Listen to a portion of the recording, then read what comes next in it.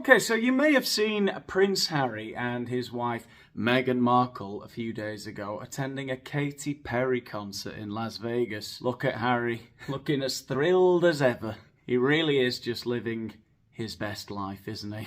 He always looks so miserable.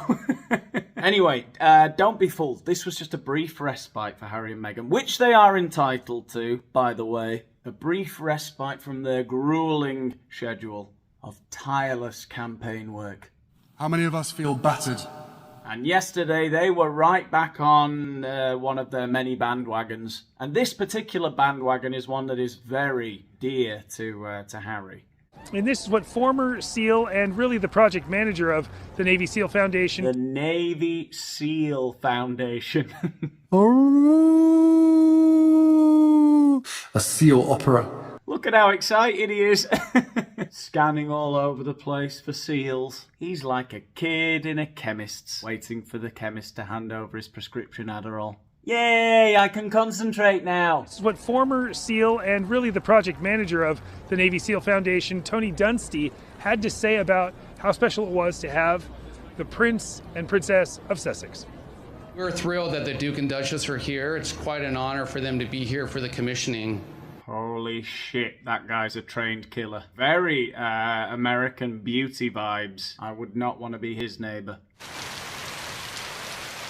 Really creepy the way they're always so inconspicuous, isn't it? They should all be like Jocko Willink, big gorilla, who's like screaming and doing weights all the time. Or they should be forced to wear an armband or something, I don't know. You would never suspect that this guy could just rip your head off. And he can. And he does. They've proven through the Archwell Foundation their commitment to veteran causes, domestically and internationally. Specifically, they've really destigmatized mental health issues for those who have gone through military service. He's right, you know. They have destigmatized mental health issues for those who've been through military service. Do you remember what it was like before Harry and Meghan destigmatized mental health issues for those who've been through military service? I'm not proud to admit it, but that was one of the main ways I used to let off steam on a Friday night as a disaffected young man in Sheffield. I'd hop on the tram to the town centre and I'd be walking down Fargate and I'd be looking for veterans shaking their collection cans and I'd just run up to them like, oh!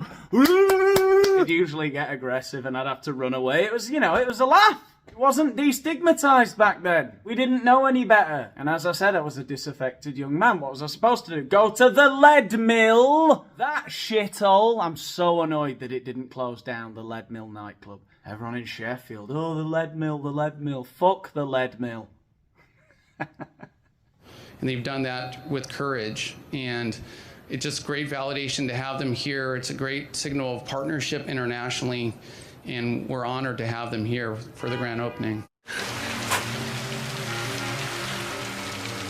Okay, anyway, shall we take a look at Harry's speech? Yeah, let's take a look at Harry's little speech he did for the Navy SEALs. Good evening, everyone, and hello, New York. Obviously, I was deeply honoured when Bob asked me to debut my stand-up act with you all tonight. I was so relieved to be invited back, but then I started to question whether his invite for me to actually do stand-up was in fact his idea of a joke. Now, I am a fair man, and some of you, well, you're going to say I'm insane. This is the best I've seen Harry in years. I think he's actually, you know, his words are making sense, his timing's pretty good. He doesn't look like he's reading from an autocue the entire time. Dare I say it, it's actually kind of charming, this little speech he does here. I'm impressed. Long may it continue. Look, this channel is about positivity. We put nothing but positivity out in the world here at the Daniel Boland show. And I would love it if he was like this all the time. Actually, I wouldn't. I prefer him being all battered and dishevelled. But he's looking better. He's sounding better. Hey, we have to say what we see. We have to call it as we see it. And Harry he's looking $1 million today, you know?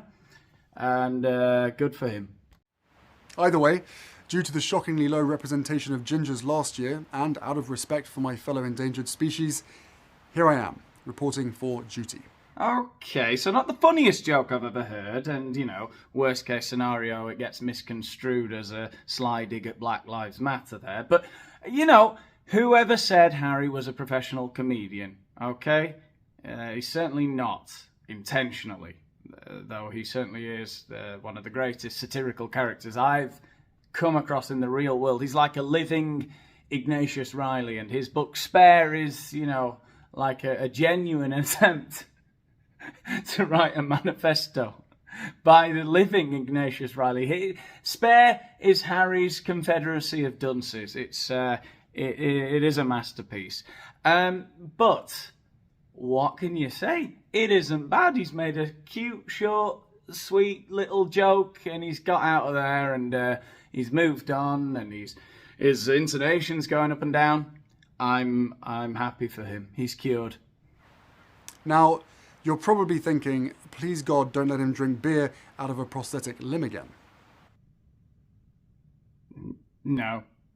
Or make some inappropriate joke that only the military amongst us would get. You daft racist. Well, I assure you there's no need to worry, because I was born for this. As someone who never gets scrutinised, I haven't even had to prepare much. Oh, God. I've just realised what's happening. Harry's developing self-awareness. This is fucking shit. I've been dreading this day for ages now. I guess it was inevitable. It's just... It reminds me of high school, secondary school, all over again. It's just like secondary school all over again.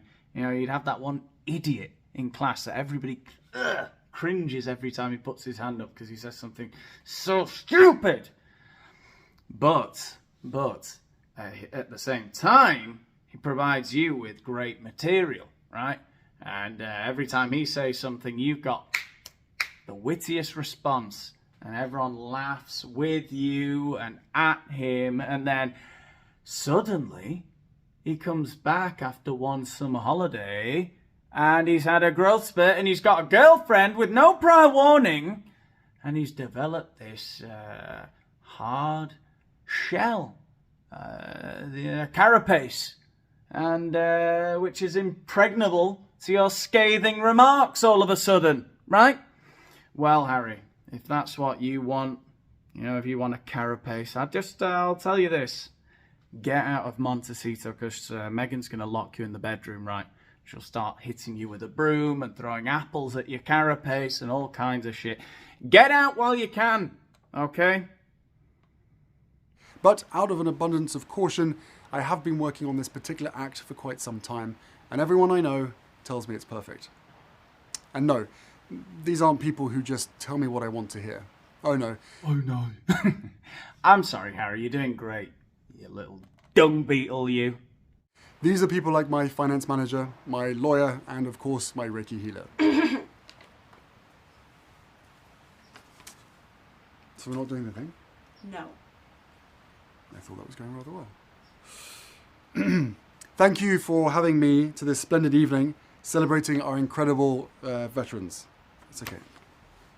I got this. I'm not even joking. I'm really impressed. He's reading this really well. It's all coming off very cool, very natural. I can't believe I'm saying this. I've not seen Harry like this for years. It's mental. And you know what? Obviously this channel, I take the piss out of people. That's what I've been doing my entire life. And